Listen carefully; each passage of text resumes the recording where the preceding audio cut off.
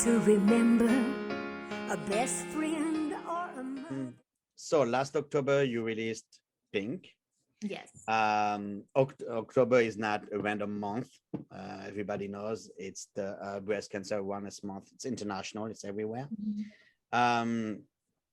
We are going Dance Floor. We are going to put Pink the whole month for sure. We are going to put it. Oh, that's awesome. Thank you. Highlight it.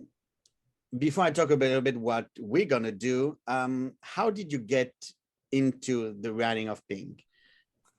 Yeah, so I wrote that song with Victoria Shaw and Jody Marr, and they're two super well-respected writers here in Nashville. They've written so many hits, and I walked in that right after I found out that my manager, Amy, was in the middle of a battle with breast cancer, and I had already worked with Victoria for a few years at that point, so she could tell, I was a little different that day, and it was one of those things where I think that song was truly just meant to be written that day. She had a title that she was saving for a little while. And she said that the hook would wrap up with "Someday Pink will just be another color, and it won't have to represent breast cancer. It won't have to be, the pink ribbons. We won't have to wear pink t-shirts. We won't have to have a pink month. It will just be a color."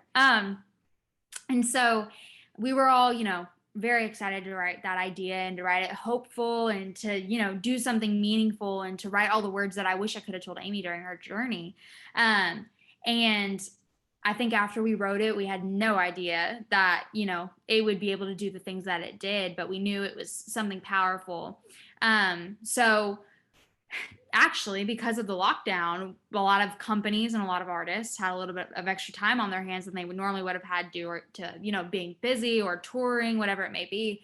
And so we were able to get the song to Susan G. Komen. They got behind it, and we were able to get it to some pretty big artists that sang on it and released it in support of breast cancer awareness and to try to push, Susan G. Komen's their message they were pushing last October was just to go get detected early, to go get early detection and to get tested, just get checked out when you can. So we all, combined together, and it led to, again, I know I'm such at the beginning of my career, but I think it's going to be tough to top everything that song did and how meaningful and powerful it was to be a part of it. That's nice. When we were talking about what you liked, artists in country music, you mentioned Loretta Lynn and obviously Dolly Parton. How did you feel when you heard that she was going to be singing your song? People have asked me before. They said, was that like a dream come true or a bucket list? That's what they say. Was that a bucket list, cut for you? And the thing is, no. Like Dolly Parton is the person it's a different list. It's not even possible. You think it's not even worth dreaming about it. It's not even worth putting it on your bucket list because it's just never going to happen. And when I found out that she said yes, I was really shocked.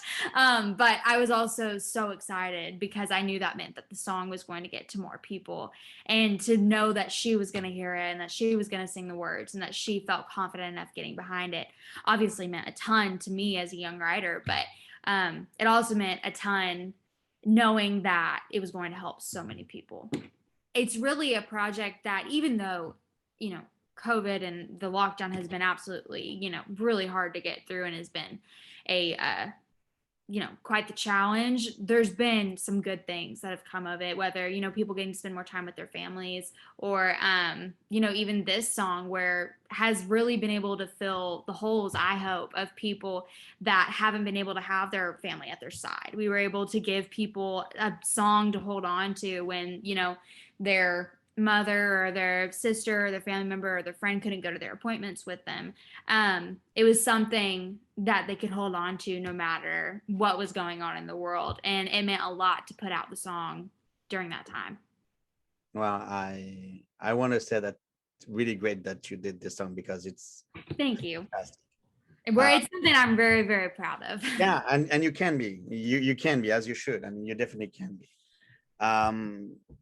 We have, like anyone, I guess, in this one, unfortunately, we know too many, for us dancers, choreographers, that still either are survivors or fighters.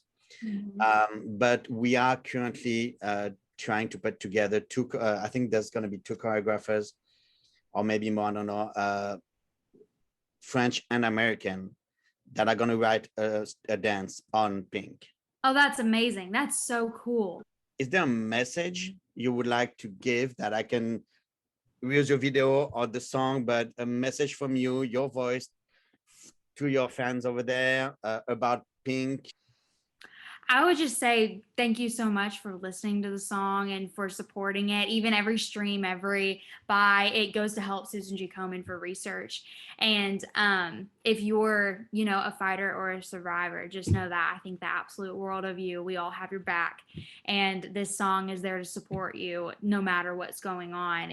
We have hope for you. We are holding on for you and praying for you. And you're so much stronger than anything. So just know that we got you, we love you, and please listen to Pink, because even, you know, for the fighters and survivors, we hope that it's a message of hope for you. But if you're not, it truly helps so many people. Wow, thank you. I'm gonna take this and do the translation under, and definitely. I appreciate that. That's amazing. Thanks for passing that on. So lean on the walls and love you. The guardian angels above.